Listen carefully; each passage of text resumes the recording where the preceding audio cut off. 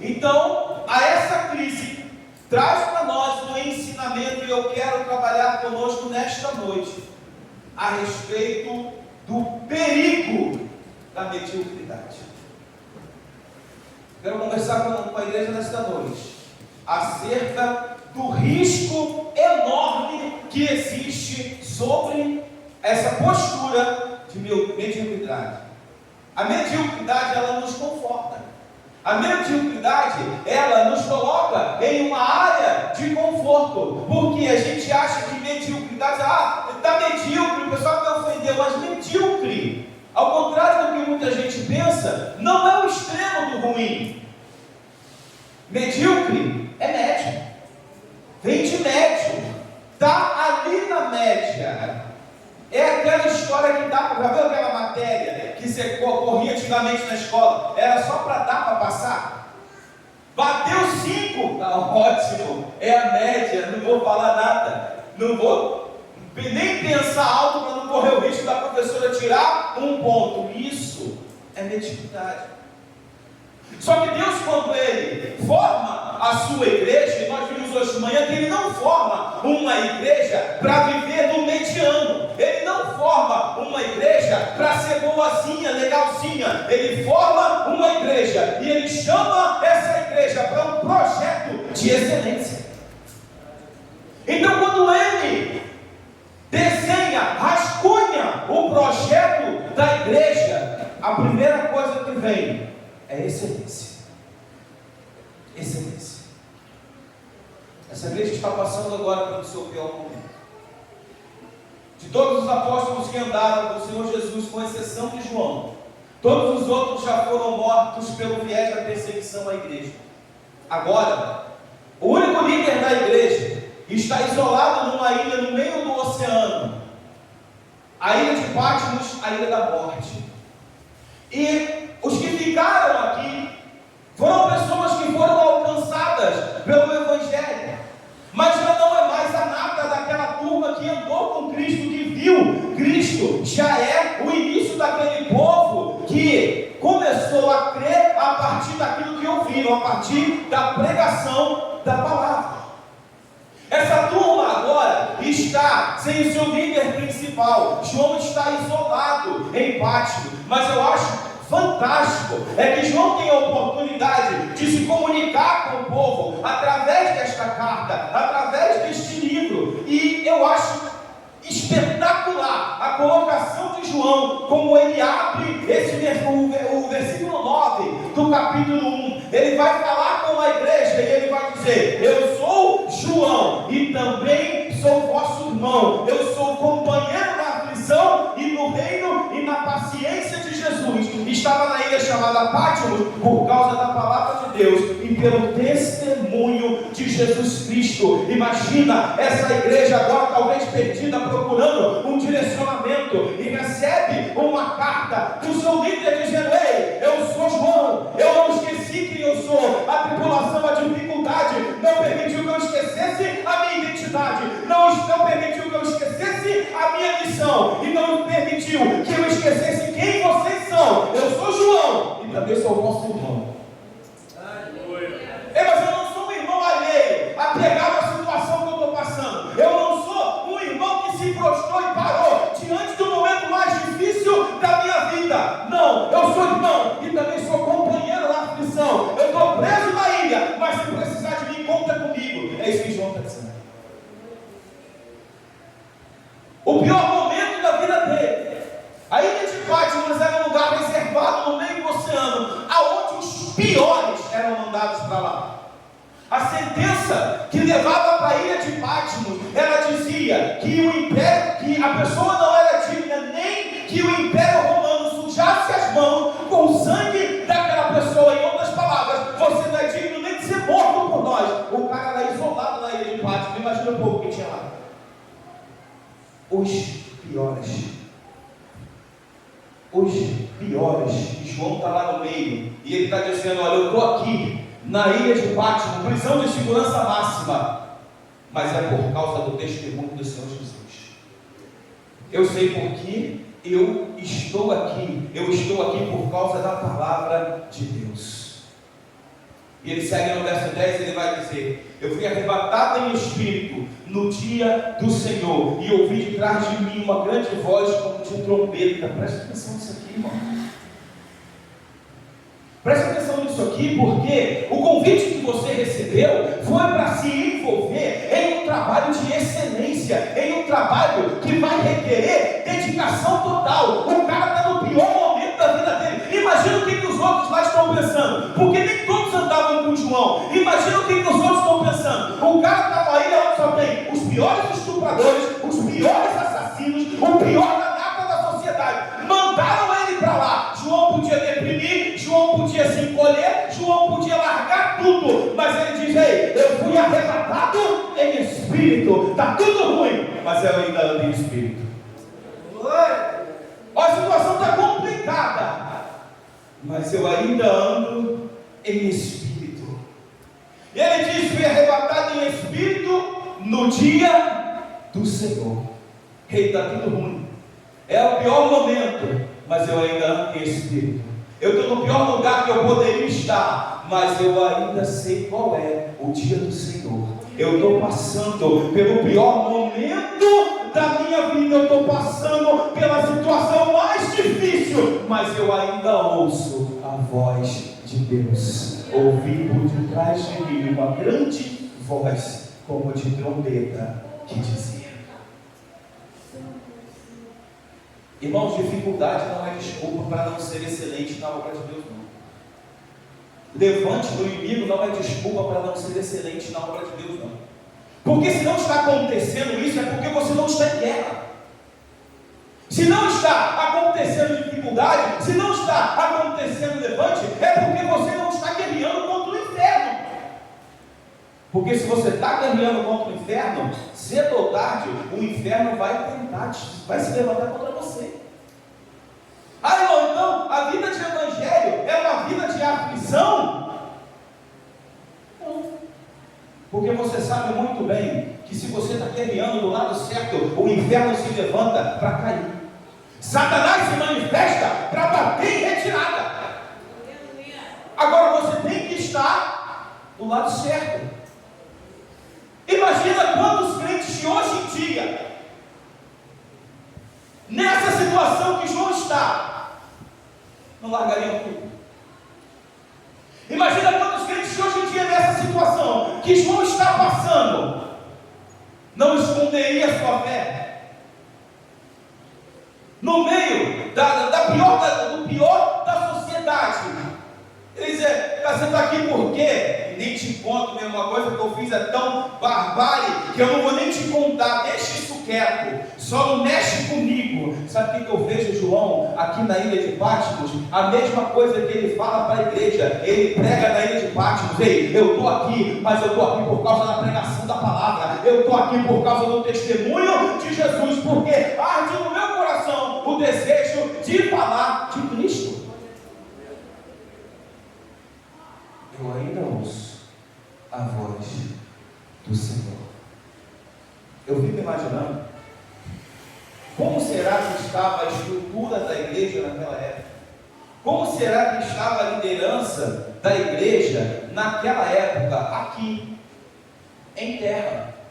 A ponto de Jesus ir lá na ilha de Patmos falar com João, para que João escrevesse uma carta para as igrejas que estão aqui.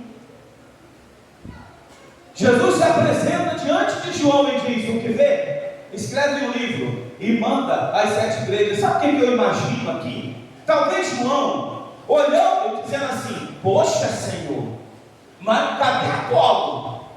Poxa, Senhor, mas tem tanta gente lá passando por uma situação melhor do que a minha, e o Senhor vem para mim pedir para eu escrever. Olha onde eu estou, olha o que eu estou vivenciando, olha a situação que eu estou passando. Ei, Jesus, ele às vezes não vai respeitar o teu momento. Ah, difícil, é difícil, mas nem sempre dá tempo respeitar o seu momento. Pedro chega diante do mar, ele chega em terra firme, uma noite de pescaria completamente frustrada. Eles não pegaram nada, eles estão lavando a rede. Tem 2 barcos barcos ali. Um barco está lavando a rede e pensando, vou lavar a rede, daqui a pouco vou receber o meu dinheiro e vou embora para casa. Em primeiro estágio, em primeiro ponto, que o nosso processo não é desculpa para a gente não buscar excelência na casa de Deus. Não é. Evangelista, mas não é bom ouvir isso, eu sei que não é bom. Só que o que a gente está guerreando aqui não é valendo um culto bonitinho com foto legal. O que a gente está guerreando aqui não é valendo um louvor bem cantado, um grupo bem ensaiado. O que está valendo aqui é céu ou inferno.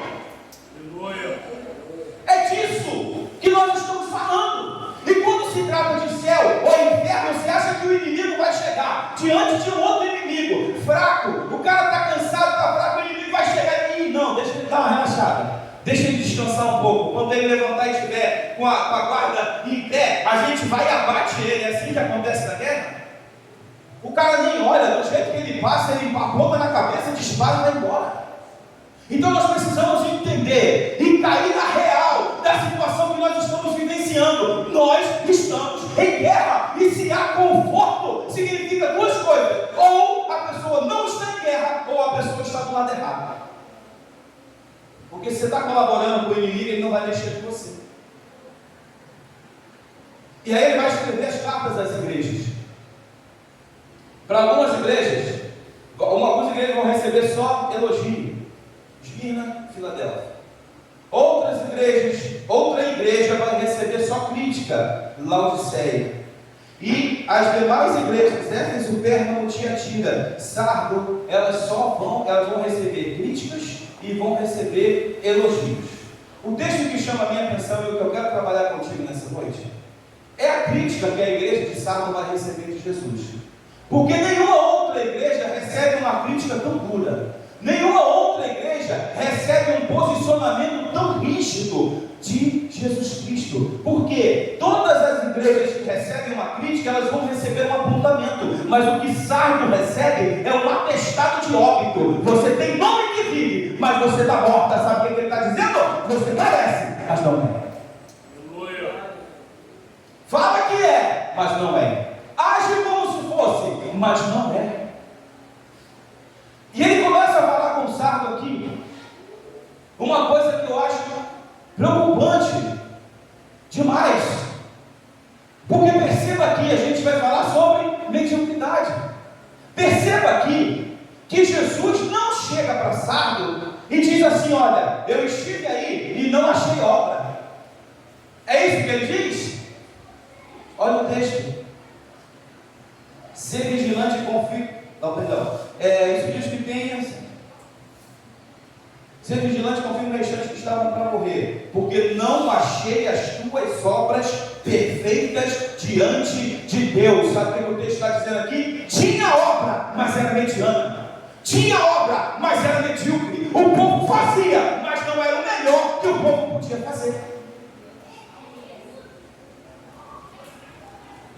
Tem obra, sim ou não? A mesa está vazia, gente? Tem obra ou não tem? Agora, esse é o melhor que nós podíamos fazer? Vamos ver as costas. Esse é o melhor que nós podíamos fazer? Porque o que Deus está avaliando aqui é isso. Não é o não fazer, não é o fazer, é o fazer o melhor que você pode fazer. Ele não está exigindo perfeição. O que ele está pedindo é o melhor que a gente pode fazer. Então, se é o que é o melhor, fica tranquilo. Não se preocupa. Agora, cuidado, que muitas vezes se negligencia a obra, porque a obra não salva. E não salva mesmo. Pela graça nós somos salvos. Mas a ausência da obra pode impedir a salvação. Aquilo que você faz pode impedir você de ser salvo. Então você precisa ter esse cuidado. Porque, irmãos, uma hora esse caminho vai dividir. Um caminho leva para o céu e o outro não leva para a barraquinha do tio que vende algodão doce. Apesar de que o diabo quer que você pense dessa forma. Um lado leva para o céu, o outro leva para o para quem anda no time que vende pipoca. Fica tranquilo, que a sorveteria logo ali. Depois é a pizzaria, ó, show. Não é assim. Por um lado leva para o céu, e o oposto disso leva para o inferno. Não tem outro endereço não. Não tem outro endereço. Quem trabalha para tornar o inferno uma utopia, quem trabalha para tornar o inferno fruto da imaginação da igreja, é o diabo. É o diabo que trabalha, que batalha para que você não acredite no inferno. Porque eu não vou me resguardar daquilo que eu acho que não existe. Quem é que pendura a alho atrás da porta? Quem? Alho serve para espantar vampiro. Quem é que pendura a alho atrás da porta? Por que você não pendura? Porque você não se acredita, a gente vai orar por tudo. Porque você não acredita que vampiro existe. É isso ou não? Sim ou não, igreja? Porque você não acredita que vampiro existe. Então é isso que o diabo quer, que você não se preocupe com a existência do inferno, para quando ele chegar com o dentão para cravar no pescoço, não ter água atrás da porta. Ele não quer que você perca o sono com a possibilidade de perder a sua salvação e ir para o inferno.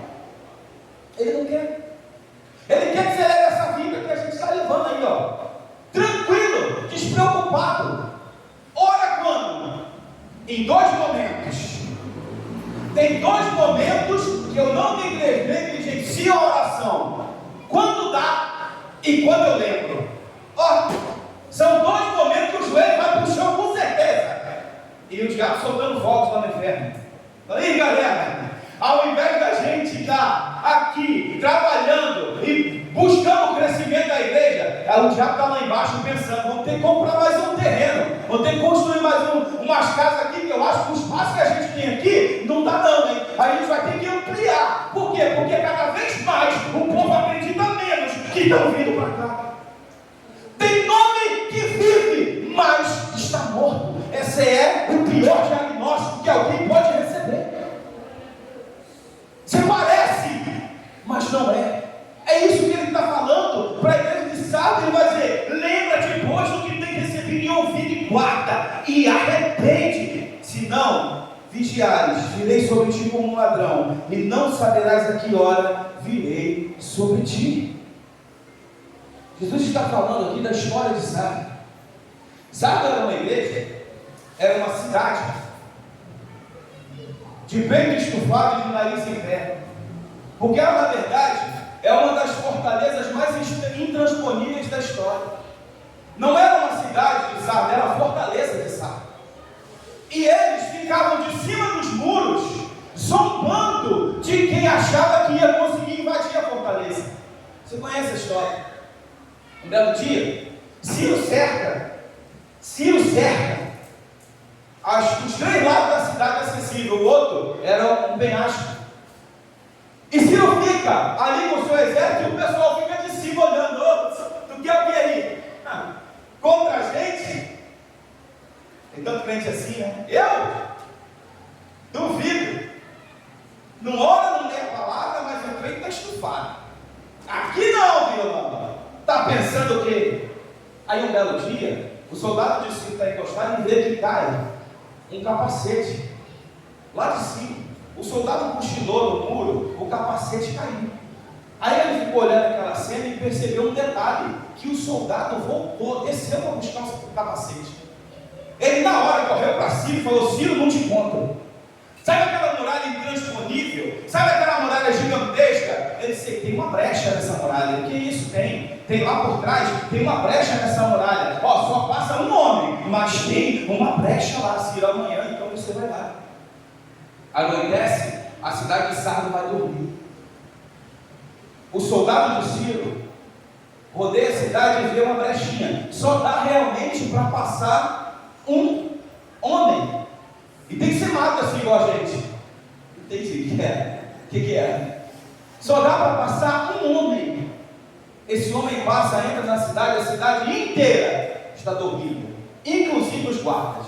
Ele eles eram tão confiantes em si mesmo que não tinha ninguém tomando conta da cidade. Ele olhou, podia ir lá no chefe, matar o governador, ele podia fazer o que quisesse, mas sabe o que ele faz? Ele vai nos portões da cidade e abre os portões da cidade. Irmão, deixa brecha não, que o diabo sabe muito bem o que vai fazer aí dentro. Ele abre os portões da cidade e quando Sardo acorda, o exército de Sírio está todo dentro da cidade e pela primeira vez na história, a cidade de Sardo é derrotada. E acredite, a outra vez que ela é derrotada da mesma forma, eles deixam de vigiar e são tomados. Jesus está dizendo, se você não ficar atento, se você começar a se sentir autossuficiente, avaliar a tua obra e achar que aquilo que você faz é relevante, se você achar a tua importância maior do que de fato ela é, eu vou vir sobre ti de noite e você não vai saber o dia que você vai que eu vou vir. Você não vai saber. Eu planto, Apolo rega, mas quem dá o crescimento. Aí Paulo emenda dizendo assim, a gente gosta desse versículo e agarra nele.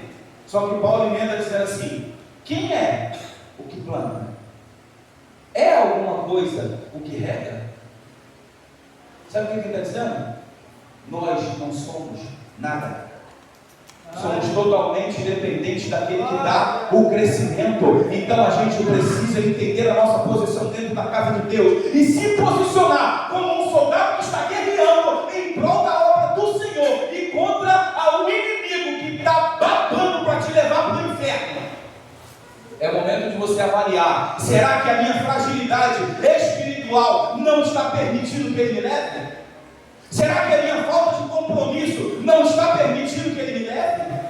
Será que de fato eu estou indo para o céu? Essa é uma pergunta que nós temos que nos fazer todos os dias, porque nós não podemos perder o senso de urgência, nós não podemos perder a noção de que hoje nós temos uma escola bíblica maravilhosa. Você veio, tem uma turma boa, participativa, nós nos divertimos, nós aprendemos, mas pode ser que essa tenha sido a última escola bíblica da história da igreja. Jesus pode voltar hoje e o inferno pode abrir a porta para muita gente que caminhou na igreja esse tempo todo. Você já parou para imaginar que talvez nunca mais isso aqui se repita? A irmã aqui, a fé é o firme fundamento das coisas que não se vê, a certeza das coisas que se esperam. Então você tem que ter fé, sabendo, ciente, não esqueça que vai ter um dia que você não vai mais precisar de fé. Ciente que daqui a pouco você chega na casa do Pai e o firme fundamento das coisas que não se vê não vai ser mais necessário. Por quê? Porque você vai ver. A certeza das coisas que se espera não vai ser mais necessário. Por quê? Porque essas coisas vão chegar sobre a minha vida, sobre a tua vida, sobre a vida dessa igreja. Eu não sei se você tem mão para estender e receber. Eu não sei se você consegue dar glória a Deus de receber esta palavra. Mas um dia você não vai precisar mais de fé.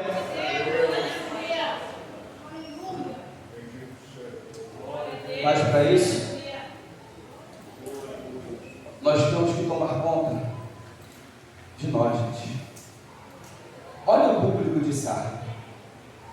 Ele diz, olha, tem nome que vive e está morto. Então tem um povo em Sardo que está morto, certo? Sim ou não? Mais à frente ele vai dizer, confirma o que estão para morrer. Mais abaixo ele vai dizer, também há em Sardo alguns que não contaminaram as suas vestes. Ei, olha aqui.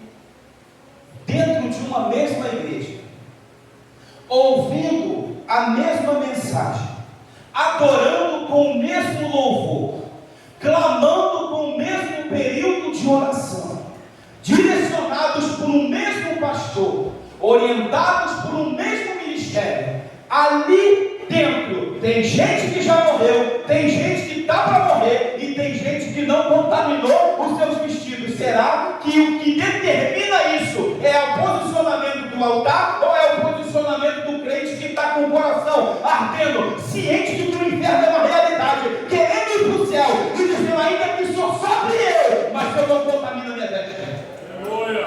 Será que esses que não contaminaram as suas vestes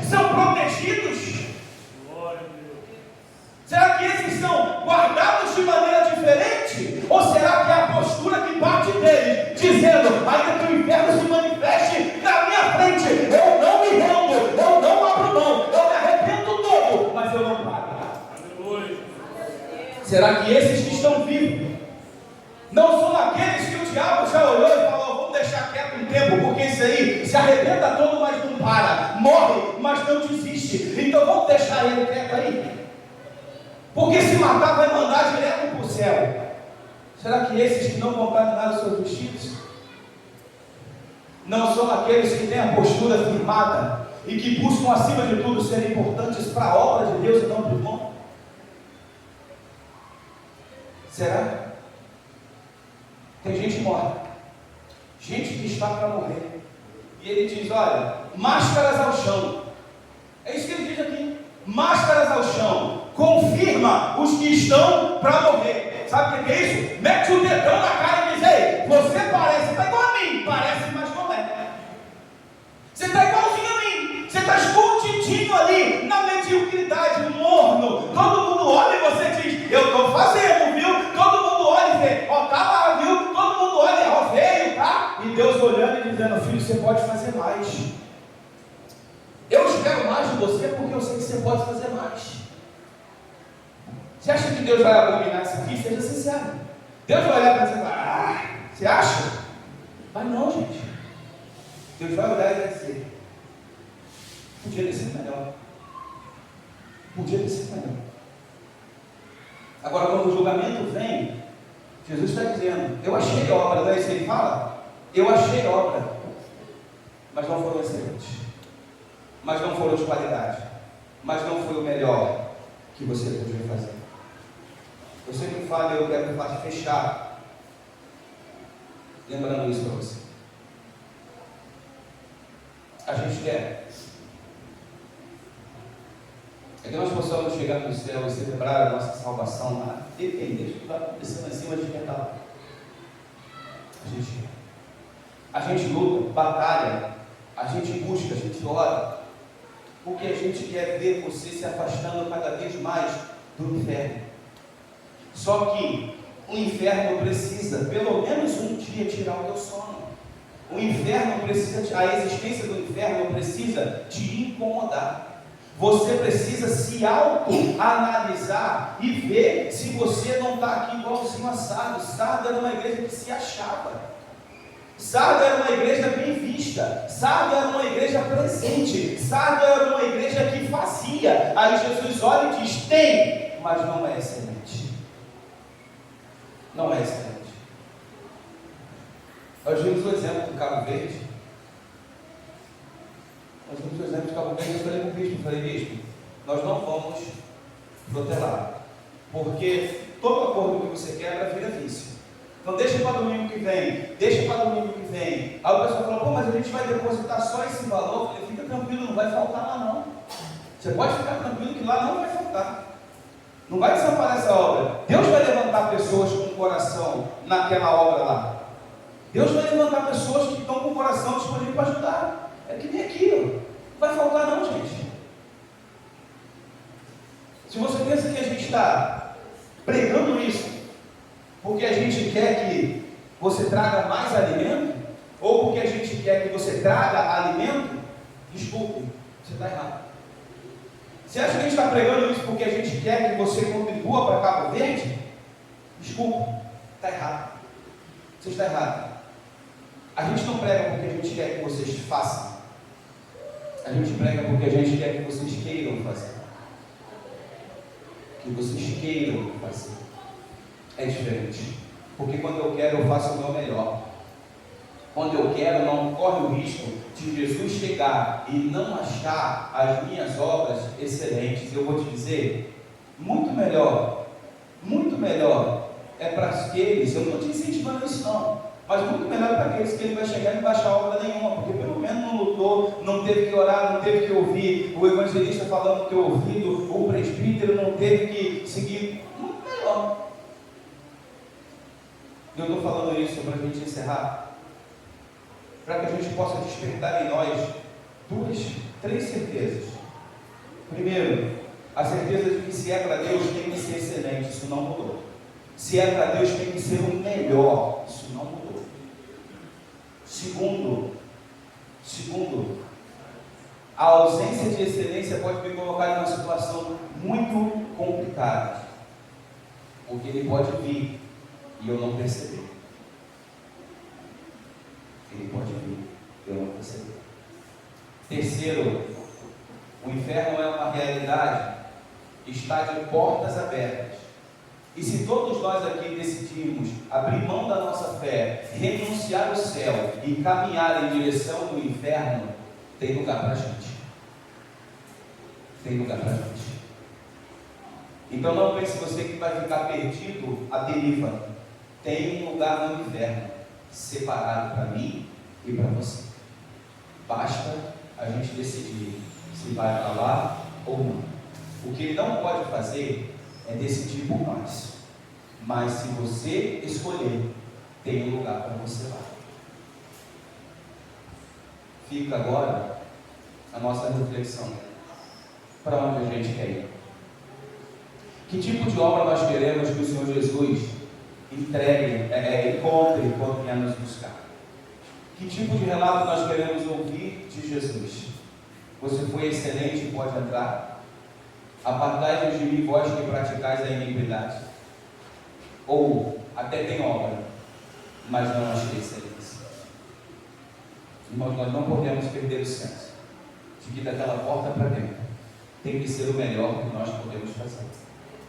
Porque quando se tratou de subir na cruz, aquilo foi o melhor que Cristo podia fazer. Precisava fazer. O melhor que Ele precisava fazer, Ele fez por mim, Ele fez por você.